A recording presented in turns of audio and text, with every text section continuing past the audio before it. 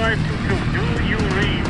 High above Athens, Greece, fighter jets track a 737 as it circles the city. 522, do you read? Over. There's no answer from the passenger plane, but there is someone at the controls. More than 100 people are on board. Everybody's mind was going to a hijack or terrorist. There is one person moving in the cockpit. Repeat. What's happened to the crew and passengers? 522, do you read? Over. And who is flying the plane? Helios 522, do you read? Over.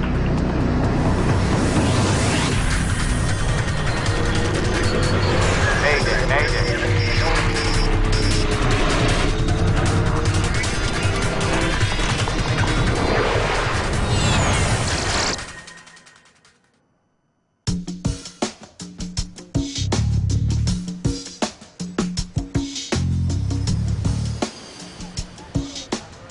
Early morning, August 14th, 2005. The cabin crew of Helios Airways Flight 522 are preparing for their trip from the island of Cyprus to Athens, Greece. Sure is a beautiful day. Maybe I shouldn't have come in. Andreas Prodromo is 25. He isn't supposed to be working today, but he's taken the flight to spend some time with his girlfriend, who also works for Helios. It's the sort of day I'd like to be out flying. You will, Andreas. Prodromo is a flight attendant now, but he has bigger plans. One day he wants to fly for Helios.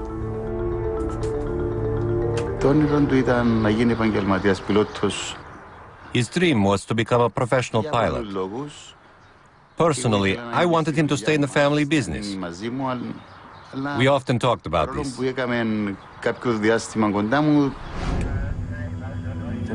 In the cockpit, the flight crew is occupied with the daily routine of preparing their jet for takeoff.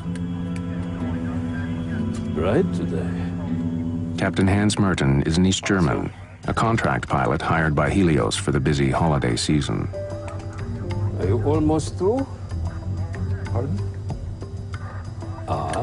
You almost done. Nearly. Body over here. His co-pilot is from Cyprus. Pambos Haralambous has been working exclusively for Helios for the last 5 years. Road selector. Auto. Before beginning any flight, crews are required to perform dozens of checks on various pieces of onboard equipment. It's a routine but necessary procedure. Doors closed. Sorry, could you store trays with your seat back into them? Helios is a charter airline with low-cost fares to Greece. It's a summer weekend, and the plane is filled with families. In all, there are 115 passengers on the morning flight. If you need any more help, let me know. We're just about to take off. They are low fare, no frills. They don't even serve you refreshments during small sorts of flights. But they offer another possibility for the budget-minded traveler. Flight attendants, please take your seats. Prepare to take off.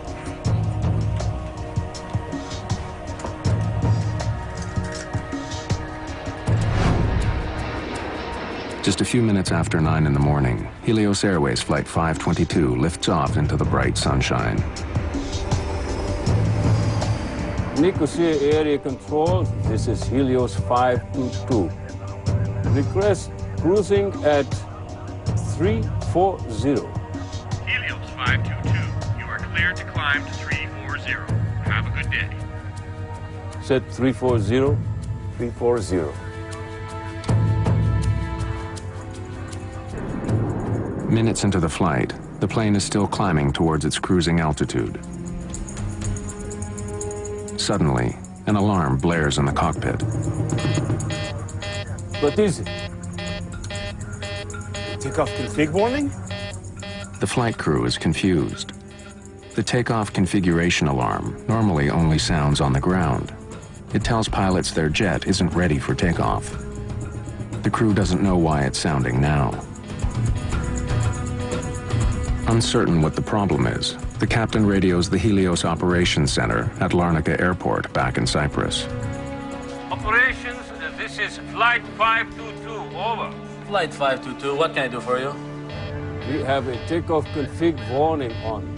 Pardon? Our takeoff config warning is on. I'm sure it's nothing. I'll let you know when we level off. With the first alarm still beeping in the cockpit, things become even more confusing.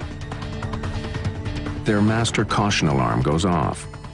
It could indicate that some systems on board are overheating. We now have a master caution. I'll get you an engineer. 522, just a minute.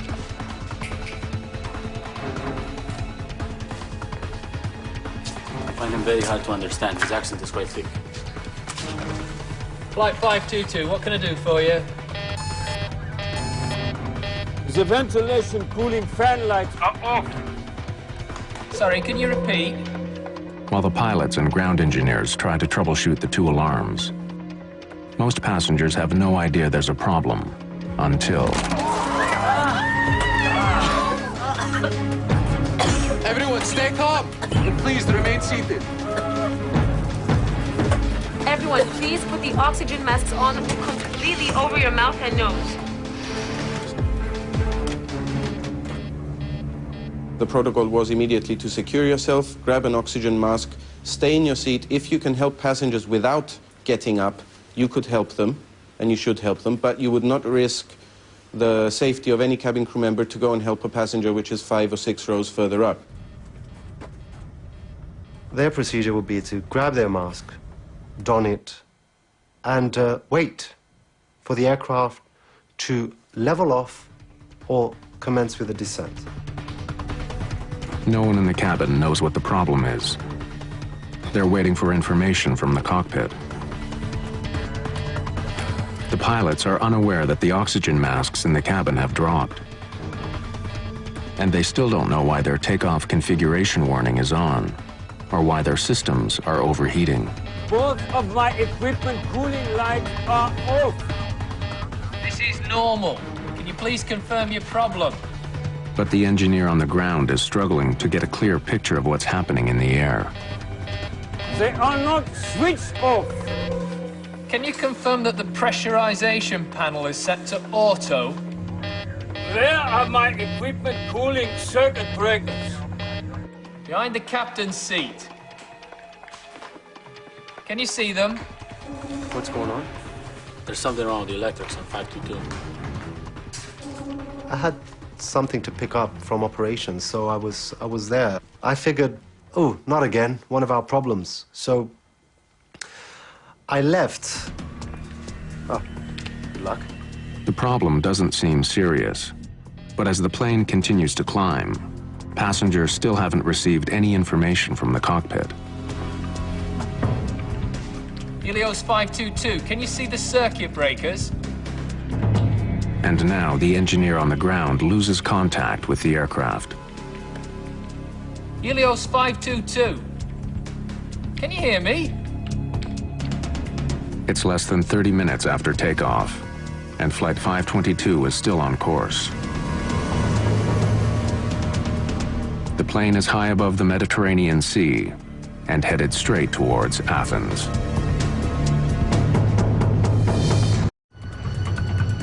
August 14th, 2005. A Helios Airways 737 with 121 people on board is circling in the sky near Athens.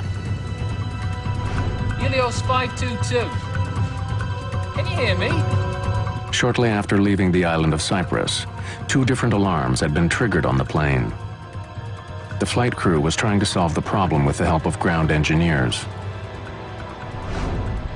But now, radio contact with the plane has been lost. Air traffic control can't get any response from the captain or co-pilot. The flight to Greece normally takes an hour and a half. But the passenger jet has been in the air for over 2 hours, circling in a holding pattern. We heard that there was an airplane which was flying into the Greek territory and had no communication. Everybody's mind was going to a hijack or to terrorists. More than 3 million people live in Athens. A plane slamming into the city could cause an incredible loss of life. This is a runaway aircraft. It's a possible hijacking or it's a possible terrorist act, so let's involve the military. The Greek Air Force scrambles 2 of its most sophisticated fighter jets to investigate the Helios plane. One of the jets flies closer to the cockpit. Someone is in the co-pilot's seat, slumped over the controls, but there's no sign of the captain at all. CC, there is one figure in the cockpit of Helios 522. He appears non-responsive. After ACC, checking the cabin. He can see passengers in their seats, but none of them react to the presence of the jet.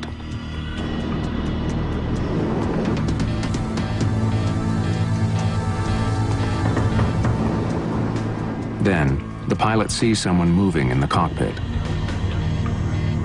Adonai Control, there is one person moving in the cockpit of Helios 522. Repeat, there is one person inside the cockpit. Helios 522, do you read? Over? Helios 522, over.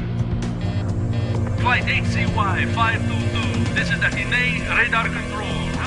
The F-16s continue shadowing the jet, but there's no response at all from the cockpit.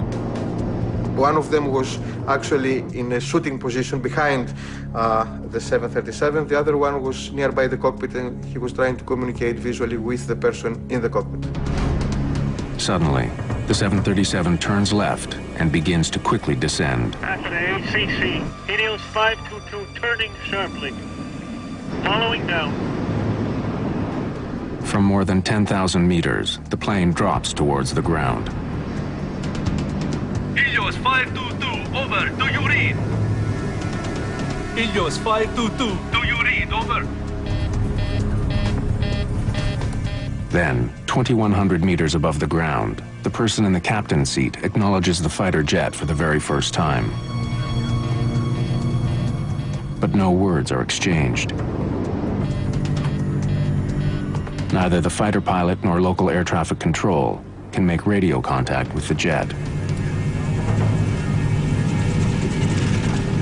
Just after 12 o'clock, almost 3 hours after it took off from the island of Cyprus, Helios Flight 522 slams into the ground.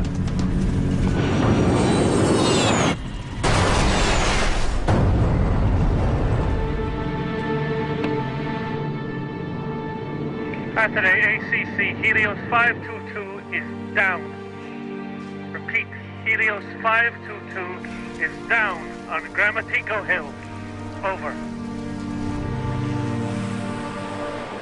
Fire and rescue workers rush to the crash site. There are no survivors. Flight attendant Lazaros Temetsian is stunned by what he hears at the company's operations center. It was the most chaotic scene I've ever seen. When I went back, our operations controller said that he lost the aircraft and his eyes, he's starting to cry.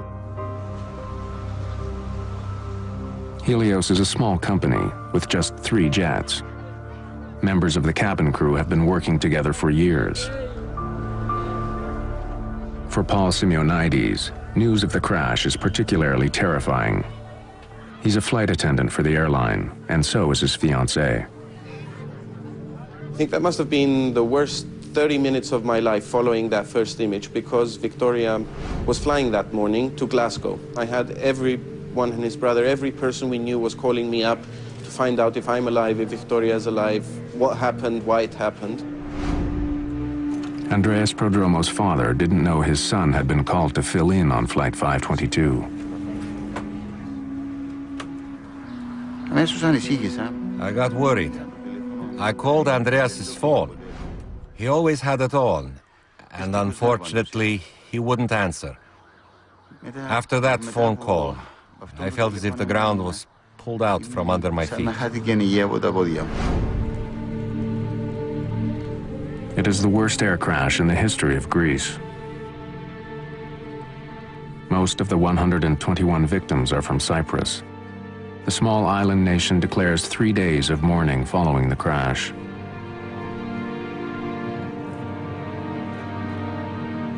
It is an eerie disaster. For over an hour, air traffic controllers watched the passenger jet fly in radio silence closer and closer to Athens, with no idea of what was happening inside the jet. Now, piece by piece, investigators are trying to find out. So we climbed over the hill, and there we were, facing this situation, which was beyond any description. I saw a great area in front of me, which was burning. It was black. Burning, people spread, pieces of the airplane. Investigators immediately start looking for the cause of the crash. In the early days, their efforts take a frustrating turn. They recover the box containing the cockpit voice recorder, but the recorder itself has been thrown clear. It was difficult for us because we first found the case of the CVR very badly damaged, and we could not find the machine itself. Investigators need to know what happened to the pilots. Without the cockpit voice recorder, they have little to go on. So keep looking. Let's hope we can find it.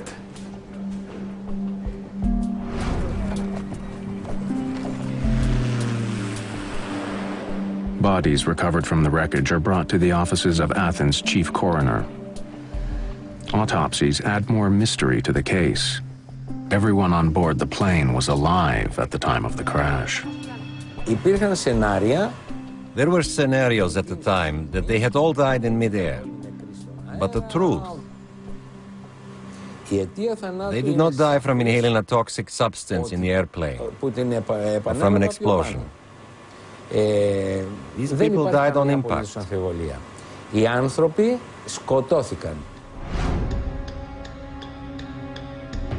But if the passengers were alive the entire flight, why didn't the pilot of the fighter jet see any activity inside the cabin? And who was at the controls as the jet circled over Athens?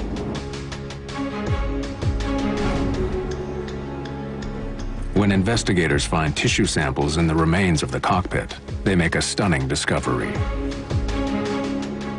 The person at the controls of the plane when it crashed was flight attendant Andreas Prodromo, a last-minute addition to the cabin crew. But why was he in the cockpit? Was he trying to save the plane, or did he deliberately fly it into the ground? August 2005. The hunt for the cause of a mysterious airplane crash in Greece is now focused on finding the missing cockpit voice recording.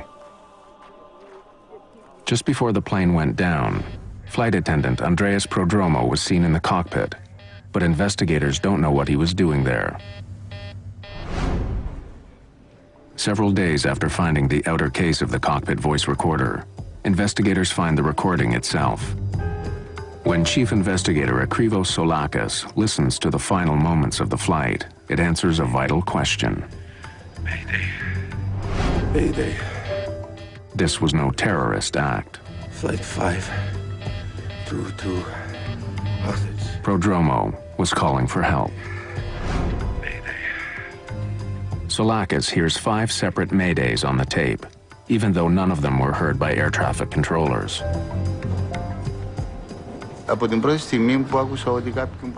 From the first moment that they saw someone in the cockpit, believe me, I was certain it was Andreas. He wasn't a coward. He knew something about planes, and he had the capacity to do something.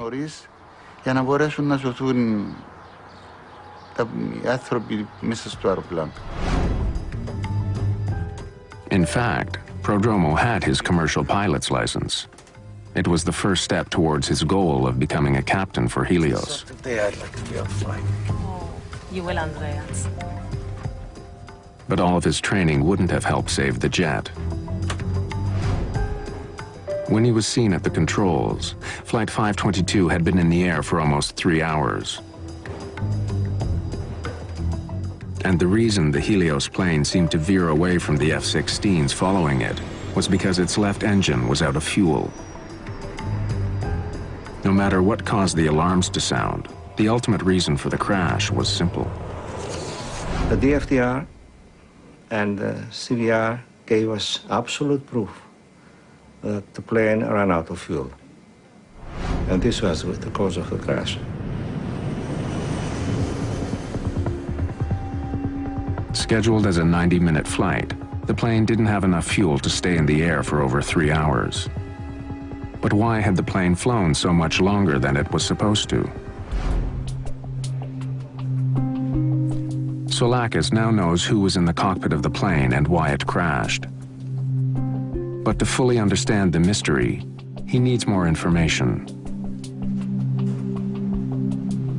Mayday. His investigators uncover a suspicious history of maintenance issues with the Helios jet. Issues that could help explain what happened on Flight 522. Mayday. A Helios ground engineer tells Soulakis that on the very day of Flight 522, the 737 had a problem with its back door. When we checked the flight log for the trip, we saw that we'd have to do some unscheduled maintenance. The plane had arrived in Cyprus just after midnight on August 14th. The cabin crew had heard loud banging noises and saw ice on the rear service door during the flight. It was scheduled to take off again just hours later. Soon after it landed, engineers began checking the problem. To make sure there's nothing wrong with the seal on the door, the engineers run a pressurization test. During normal flight, a plane's engines force air into the cabin. To ensure oxygen circulates during the trip, small valves in the rear allow some of it to leak out. A pressurized airplane essentially is sort of like a pressurized can. When we pressurize the airplane so that the people inside can survive the environment that the airplane likes to operate in. Switching digital pressure control unit from auto to manual. Without the jet's engines running, the engineer uses the plane's auxiliary power unit to force air into the aircraft. And the cabin is pressurized for several minutes. It's like looking for a leak in a tire. In this case, what you're having to do is pressurize the aircraft, use a barometer essentially to monitor the pressure inside, and look for leaks that way. But there's no indication any air is escaping through the back door. In this case, they felt that it was all right, and they completed the test. The entire jet seems to be in good working order. After performing a series of additional routine maintenance procedures, the engineers signed off on their technical log. Investigators are faced with a dead end. An explosive decompression could have explained the tragic events of Flight 522. If the oxygen had been suddenly sucked out of the jet, everyone on board could have been overcome. But not only did the engineers check the problem, when the F-16s approached the plane near Athens, no damage was seen. There was no indication that the fuselage was punctured. Investigators are still struggling to solve the mystery. What had overcome the passengers and crew of Helios Flight 522? And why was one flight attendant apparently unaffected? The discovery of one small switch holds the key to the entire crash. The crash of Helios Flight 522 is one of the most mysterious air disasters ever.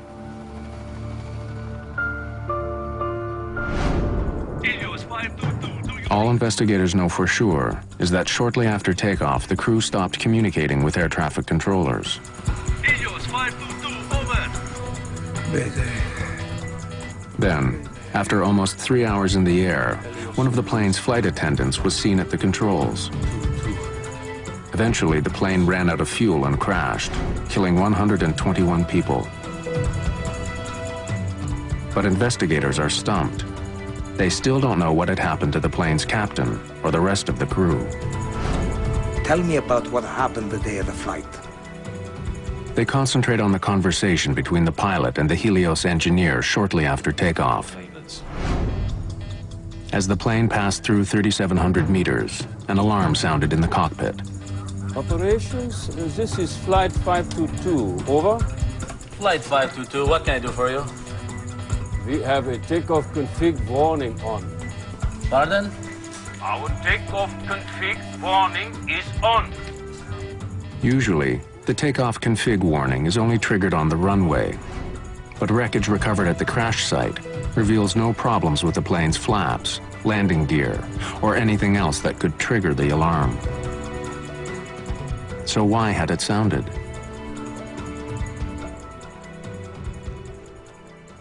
Chief Investigator Akrivos Solakis focuses on a small control panel found in the wreckage of the ravaged jet. Are you sure this is the way it was found? It hasn't been moved at all. We were lucky. Finding this panel, which had the switch on the manual position, was a major one. Helios 522. The P5 pressurization panel ensures that passengers have enough air to breathe, even at high altitudes. Normally, pressurization takes place automatically. As the jet climbs, its engines force air into the plane as they power it through the sky. But when the pressurization switch is set to manual, both the captain and co-pilot are responsible for maintaining the cabin atmosphere using a controller. So explain again how you tested the pressure. I went into the cockpit, I turned the pressurization switch to manual. Solakis learns that during the early morning maintenance check on Helios 522, ground engineers had turned the P5 switch to manual. That allowed them to use the onboard generators to test the pressure seals on the plane's rear door without starting the engines. When the test was over, they didn't turn the switch back to automatic. The procedure of pressurizing the aircraft has to do with setting the pressurization system from auto to manual. They were supposed to return the selector to the auto position.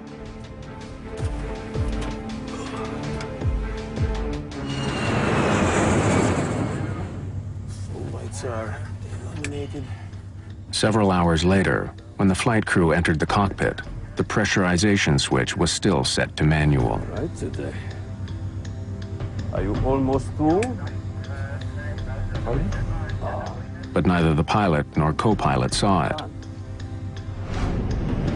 As a result, after takeoff, the cabin would not pressurize automatically. And the higher Flight 522 climbed, the thinner the atmosphere became. Not turning the switch back to automatic was a deadly, hidden danger. Are you sure this is the way it was found? It hasn't been moved at all. Solakis believes this panel could be the key to the disaster. Leaving one switch on manual could have led to all the other problems the plane faced. To prove he's right, he takes an unusual, potentially dangerous step.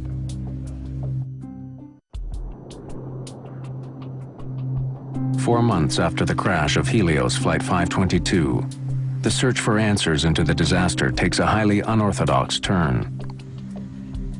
Chief Investigator Akrivos Solakis takes an Olympic Airlines 737 on the same route flown by the Helios jet. If he's right about what caused the crash, this plane should react exactly like the doomed airliner did. Are we ready to go? When there is a complicated accident like this, I think a reenactment should be performed. Of course, it's expensive to have a jetliner flying for 3 or 4 hours. Make sure the P5 is set to manual.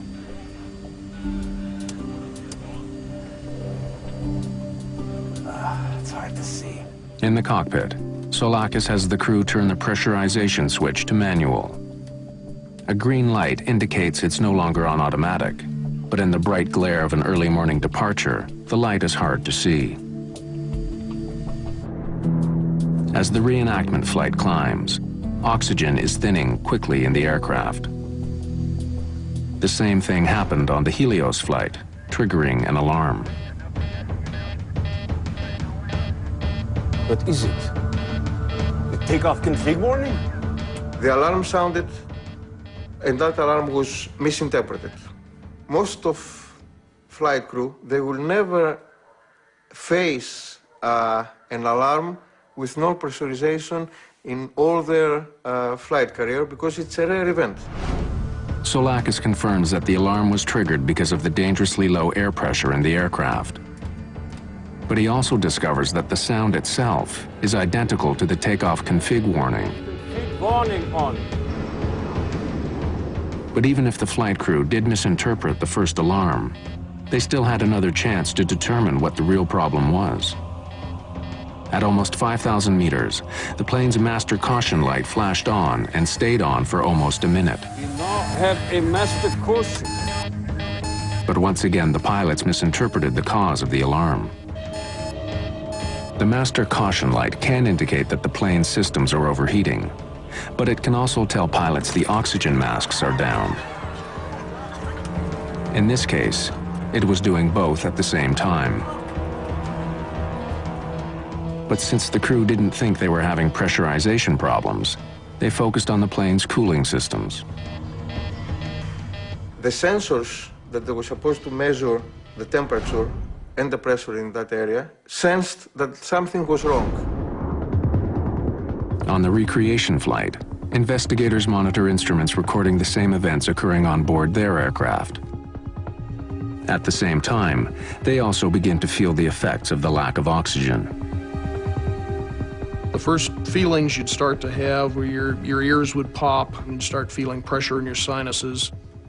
As you climb higher, you begin to feel almost giddy. It's almost like having a couple of drinks of alcohol.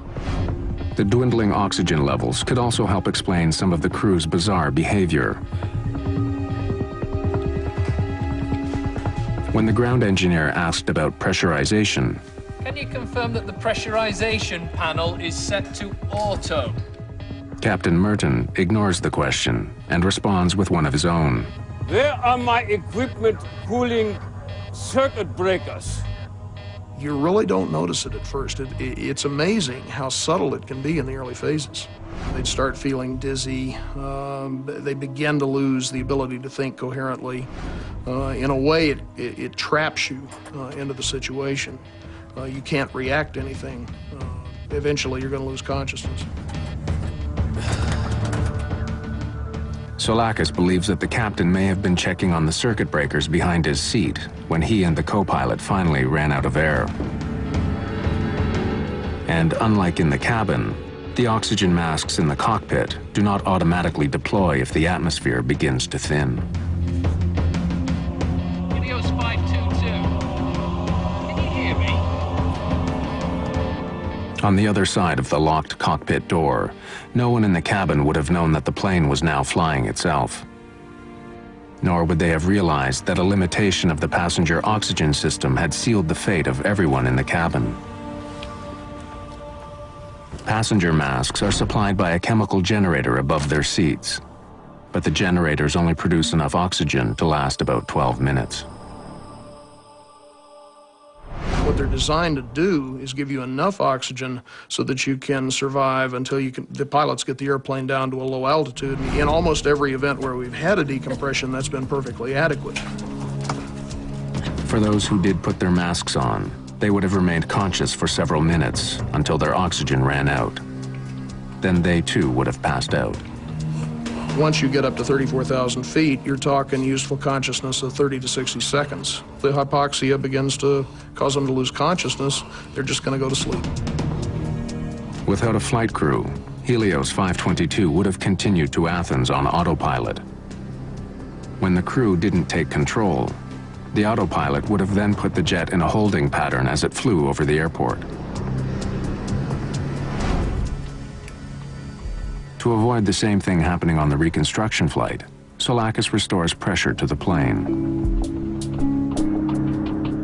The reconstruction also answers another question about the tragic flight of Helios 522. The cockpit voice recorder picked up several strange noises.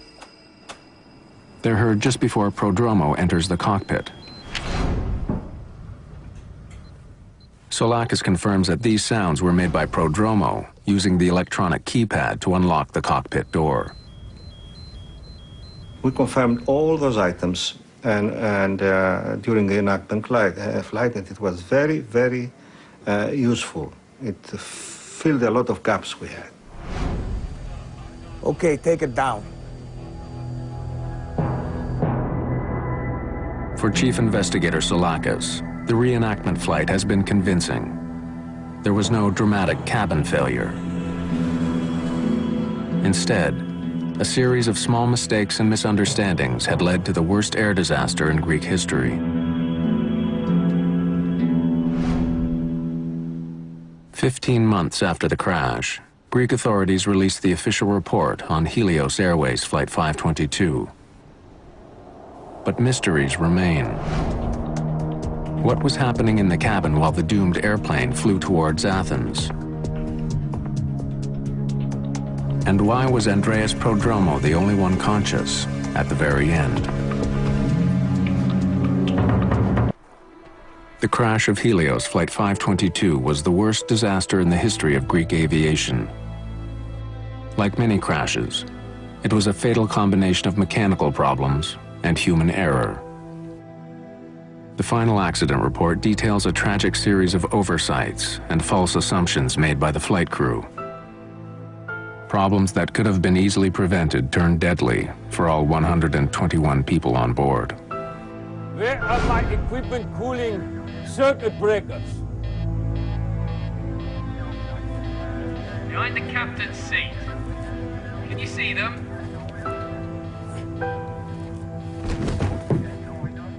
But what the final report does not do is explain what happened in the cabin of the plane. What actions did the flight attendants take? And why was Andreas Prodromo still conscious after almost 3 hours? Mayday. Mayday.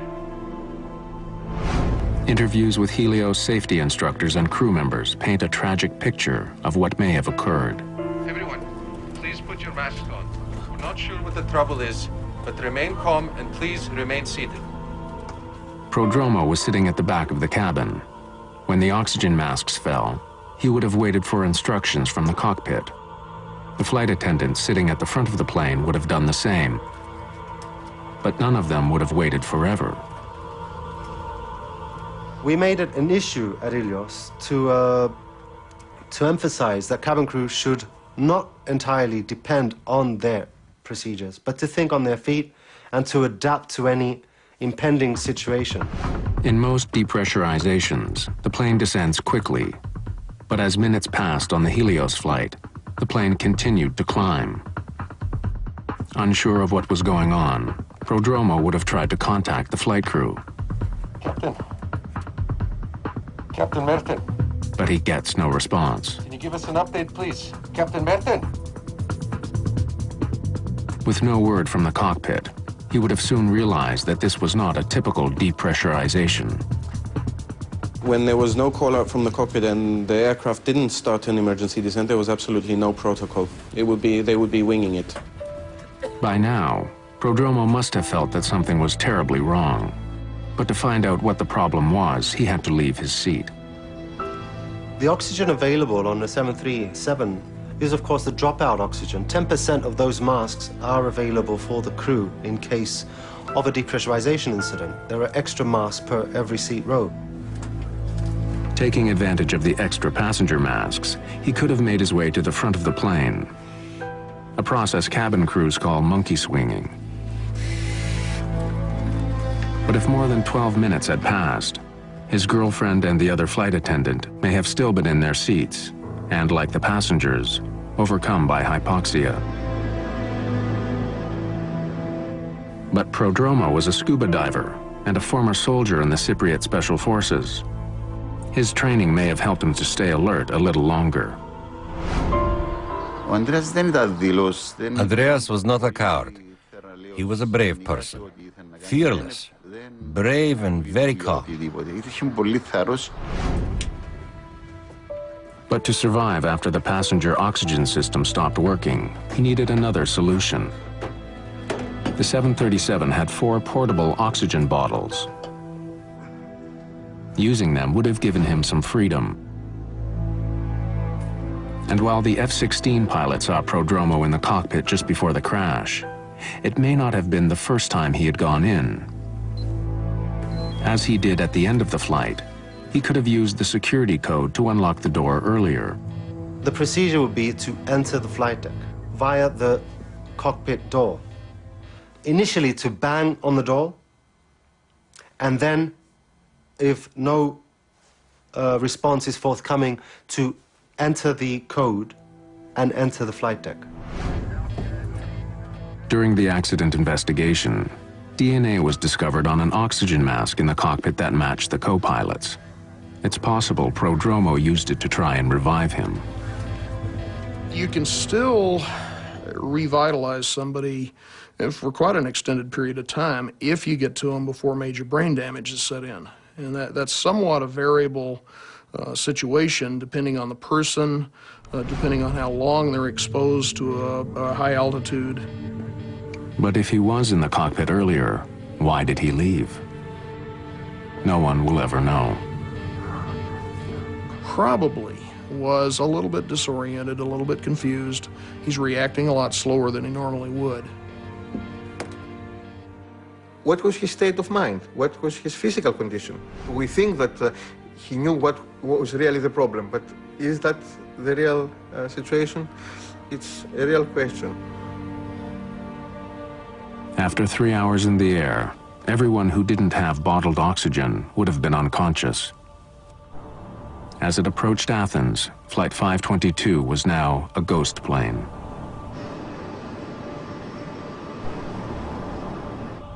Most of the victims, they probably still had heartbeats when the airplane crashed, but almost certainly were in an irreversible coma. Hypoxia is no more painful than falling asleep. But for Andreas Prodromo, the flight must have been a nightmare.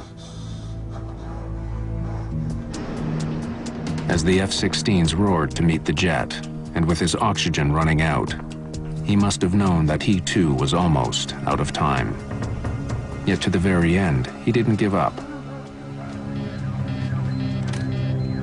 Prodromo made one last attempt to save the plane.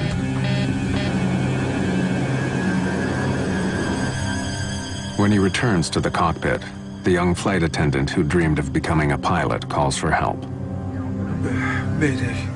But no one can hear him, likely because the radio was still tuned to Larnaca, the airport on Cyprus from where the flight had taken off. Fighting hypoxia and struggling to control an airplane larger than any he had ever flown, Prodromo was in an impossible situation. Even if he could have landed the plane, it was now too late. Flight 522 was out of time and fuel.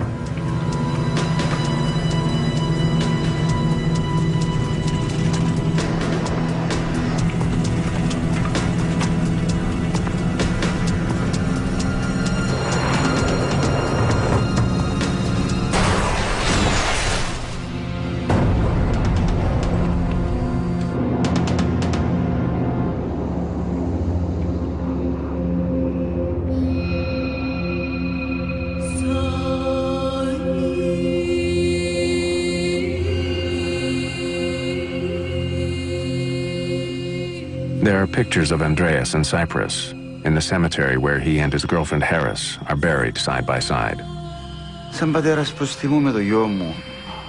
As his father, my son is in front of me. Wherever I go, he's always there.